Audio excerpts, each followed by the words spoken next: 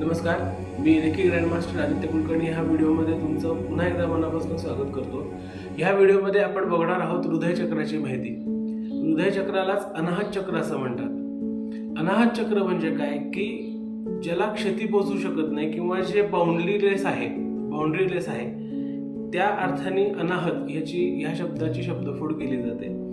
अनाहत चक्राचा रंग हिरवा आहे आणि ते आपल्या दोन्ही स्तनांच्या मध्ये म्हणजे एक्झॅक्टली छातीचा हा मध्यभाग इथं सिच्युएटेड असतं।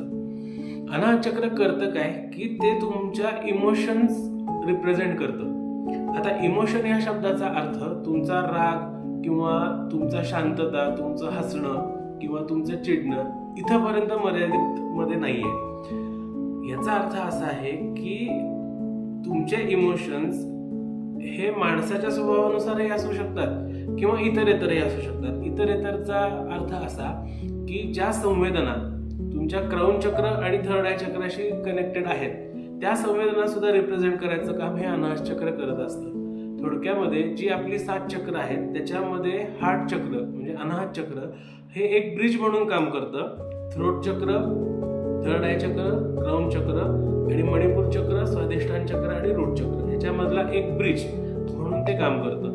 ज्या वेळेला अनाहत चक्र इनबॅलन्स असतं त्यावेळेला नक्की होतं काय की तुमच्या इमोशन्स कंट्रोलमध्ये राहत नाहीत। म्हणजे थोडक्यामध्ये तुमच्या मनामध्ये सारख्या साशंकता असतात। म्हणजे जर का तुम्ही आध्यात्मिक एखादी गोष्ट केलीत तर ती करत असताना तुमच्या मनामध्ये हा विचार येणार नाही की मी एखादी गोष्ट चांगल्या हेतूने करतोय तर मला त्याचा चांगलाच परिणाम मिळणार आहे। तुमच्या मनामध्ये कायम शंकेचं घर राहील की आता ही गोष्ट केली आहे मग मला खरंच त्याचा फायदा होणार आहे का।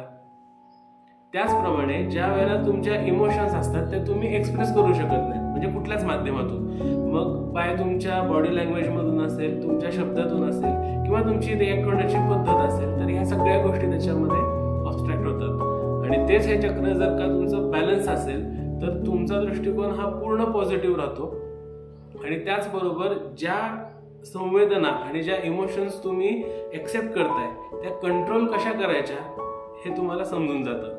तर ह्या व्हिडिओमध्ये आपण बघितलं की अनाहत चक्राची माहिती आपण बघितलेली आहे। भेटूया पुढच्या व्हिडिओमध्ये। तोपर्यंत हा व्हिडिओ जर का तुम्ही यूट्यूबला बघत असाल तर माझा चॅनल नक्की सबस्क्राईब करा, बेल आयकॉन प्रेस करा।